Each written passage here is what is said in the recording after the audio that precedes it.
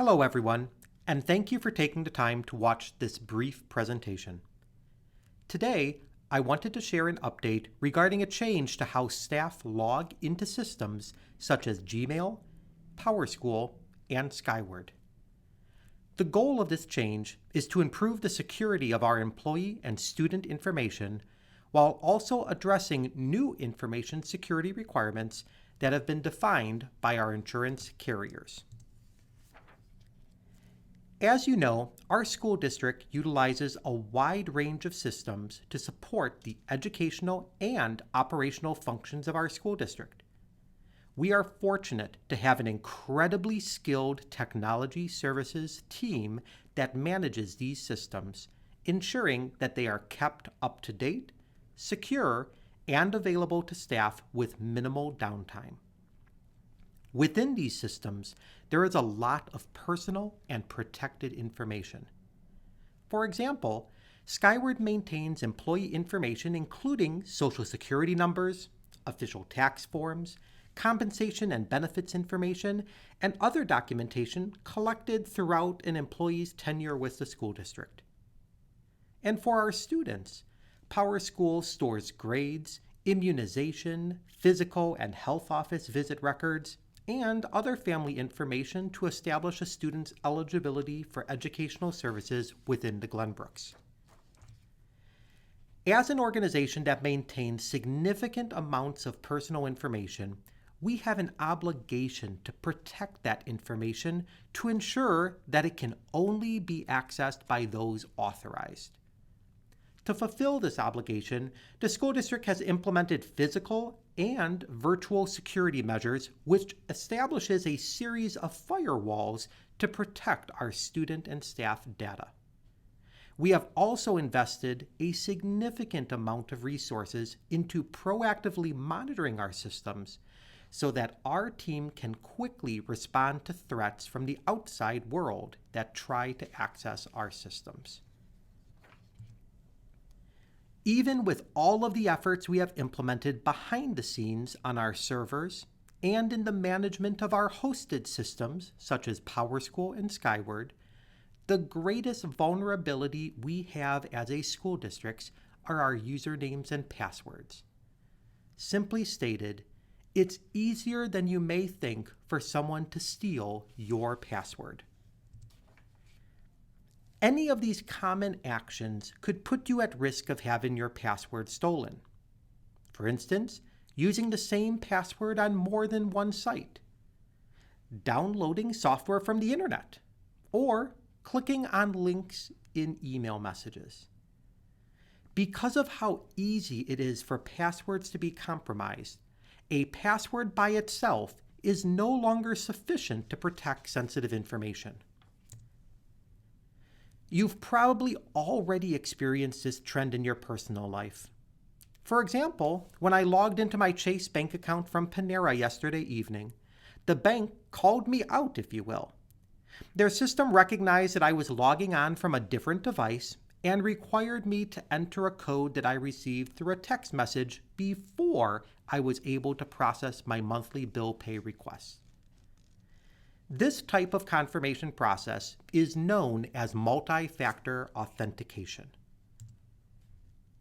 Multi-factor authentication, or MFA for short, sounds very complicated, but it is relatively simple. Here is how it works. When logging into a system, such as Gmail, you are asked to enter your username and password, just as you have been entering for years. But before you are able to access your data, you are asked to verify that you are who you say you are with another piece of information. This second factor is often a random generated number that you can access by using an app on your phone, requesting that the code be sent by a text message, or even requesting that Google call you on the telephone with the numbers that you need to enter. The majority of high school districts around our area have already implemented MFA, including Maine Township 207 and New Trier. And through our long-standing partnerships with our neighboring school districts, we were able to learn from the successes and challenges that they experienced when implementing this technology with their teachers and staff. In addition to the security reasons shared previously, there is another reason why MFA is important to our school district today. As many of our staff know, the school district maintains several insurance policies to protect itself should something happen. The most common insurance policy that we maintain is our property coverage, which provides financial support should we experience a bad storm that damages our roofs or other physical property. For those of our colleagues at Glenbrook North, a recent example of how the district used its insurance coverage was when the competition gymnasium was damaged due to a rainstorm that required the entire floor to be removed and replaced. One of the less known insurance policies that we carry is called cyber insurance. This insurance offers protection should our systems be compromised by a bad actor using a stolen username or password, or otherwise creating havoc on our systems, preventing our users from accessing the network as intended.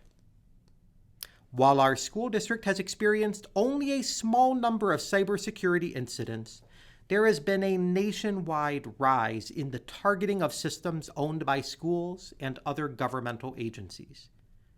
And as a result, insurance companies are no longer offering cyber coverage unless MFA is implemented for all enterprise and communication systems such as Gmail, PowerSchool, and Skyward.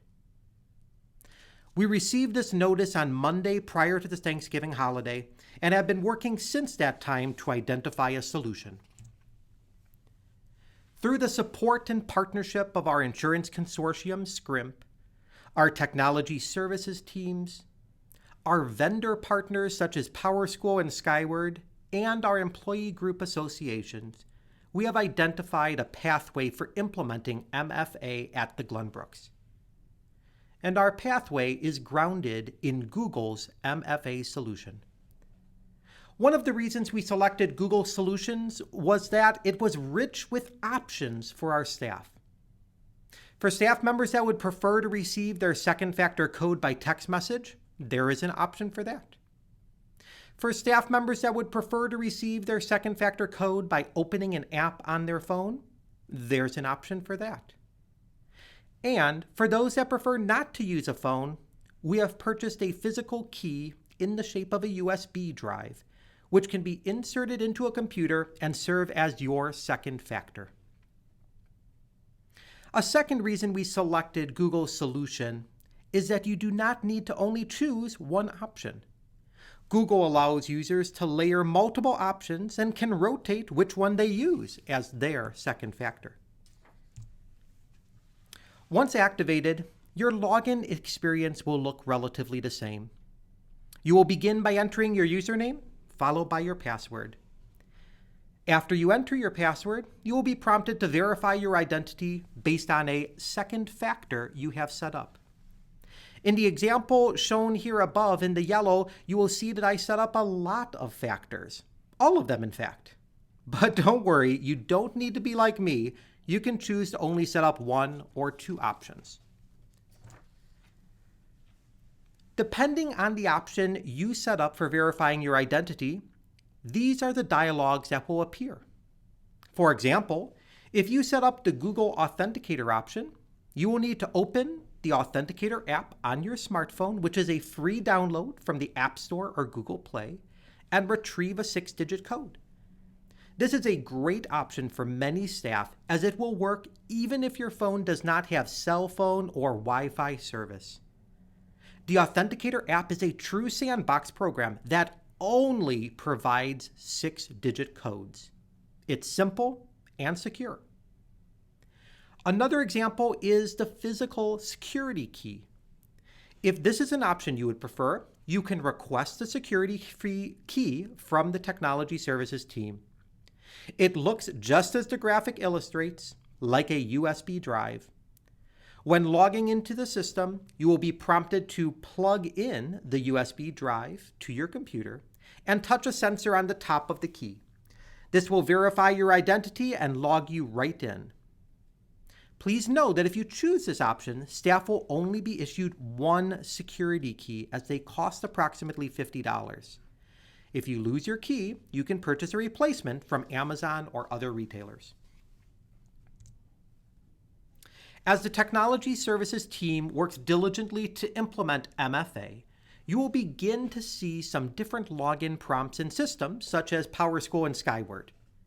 We will send update emails with instructions with how to log into these systems using MFA as they come online. But please know, because of our very limited timeline, we will be running tests over the next 2 weeks on our live systems. So please do not be concerned if you see a Sign In with Google logo appear on the PowerSchool or Skyward login page. We will let you know when those options will be ready and required to use. From a timeline perspective, the first step is for each staff member to set up their second factor option or options. As a reminder, you may set up one or more options depending on your personal preference. Staff will be prompted to set up a second factor when logging into their Google accounts beginning Wednesday, December 8th. You will then continue to be prompted to set up your second factor until that step is completed. However, the prompt will transition to a requirement beginning Wednesday, December 15th. For some of our staff, setting up this second factor will be familiar, as you may already have set it up on your own personal Gmail account. However, please know that our Technology Services team will be here to support you as you need it. We've prepared a brief overview video that walks you through setting up each of these factors. I will go through the process and demonstrate every option that's available, and you can choose one or more options. A second resource available includes an opportunity to meet one-on-one with a Technology Services team member. Ryan Manley and his team have set up calendars to allow staff to schedule individual appointments. Please utilize these links included in this email to meet with a staff member to guide you through the process. And finally, for those that are interested in utilizing a security key as your second factor, please fill out the Google form link shown in this email, and a Technology Services team member will then be in touch to issue your key. On behalf of the entire Technology Services team, I want to thank you for taking the time to learn more about MFA. While I recognize that this change is not ideally timed, I am confident that this enhancement to our login management will substantially improve the security of our employee and student information systems. As always, if you have any questions at all, please do not hesitate to reach out to the help desk, Ryan Manley, or myself with any questions.